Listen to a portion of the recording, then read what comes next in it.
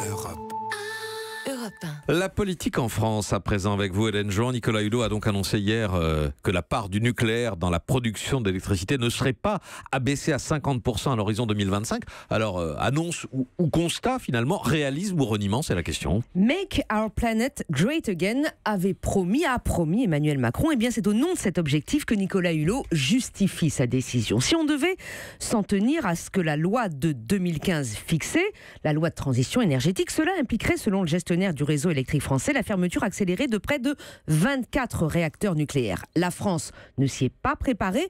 Plus ennuyeux encore, il faudrait du coup relancer des centrales à charbon et donc s'attendre à un quasi-doublement des émissions de CO2. En matière d'émissions de gaz à effet de serre, la France fait aujourd'hui figure de bon élève. Pas question de glisser au dernier rang en pleine discussion de la COP23 à Bonn.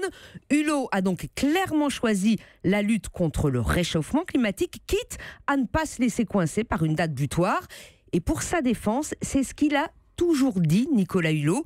Il est sur Europe 1 au lendemain du vote de la loi. On est en septembre 2015. Écoutez-le. Faisons-le, non pas sur des critères symboliques et non pas sur un calendrier au forceps. Faisons-le rationnellement à mesure qu'on développe les énergies renouvelables, qu'on baisse notre consommation. On va fermer les centrales, ce que je souhaite, sur un critère non pas de symbole, mais sur un critère uniquement de sécurité. Alors évidemment, ses amis écologistes et plus largement tous ceux qui ont cru que ce qui était gravé dans le marbre par la loi de 2015 marquait le choix intangible de la France de sortir du tout nucléaire, s'offusquent du renoncement. Une date qui s'efface, c'est une volonté, disent-ils, qui s'amenuise. Alors c'est une trahison du ministre ou pas ? Il faut toujours se méfier des réflexes pavloviens. Hulot fait pas le boulot, il cède à tous les lobbies, du gouvernement, du nucléaire, et il va bientôt lâcher l'affaire. Il faut surtout rappeler quelques faits. Se souvenir que cet objectif remonte à l'accord passé en 2011 entre Martine Aubry, alors à la tête du PS, et son homologue écologiste Cécile Duflot, qui retient entre autres cette date de 2025 et pour la blague, 60 circonscriptions en échange pour les Verts. François Hollande, tout juste désigné candidat par la primaire socialiste, l'avait globalement repris à son compte et inscrit ensuite dans la loi de transition énergétique. Mais s'était-il vraiment donné les moyens d'y parvenir ? La dernière programmation pluriannuelle de l'énergie, publiée en octobre 2016, traçait certes une trajectoire ambitieuse pour le développement des énergies vertes, mais alors motus sur le nucléaire.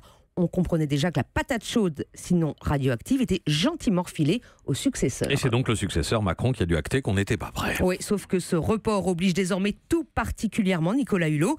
S'il veut effacer le soupçon qui pèse sur lui d'être le ministre de toutes les reculades, il doit très vite redonner une date de faisabilité crédible, cette fois, et surtout fixer un mode d'emploi pour parvenir à tenir cette échéance.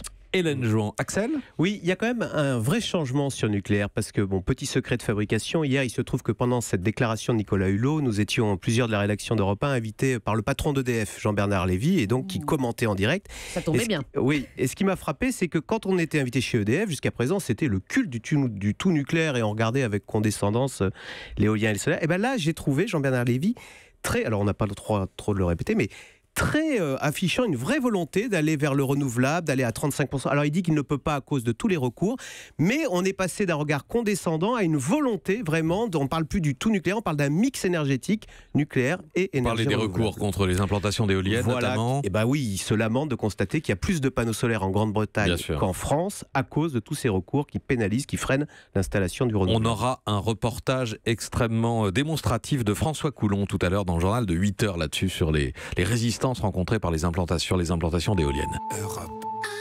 Europe 1.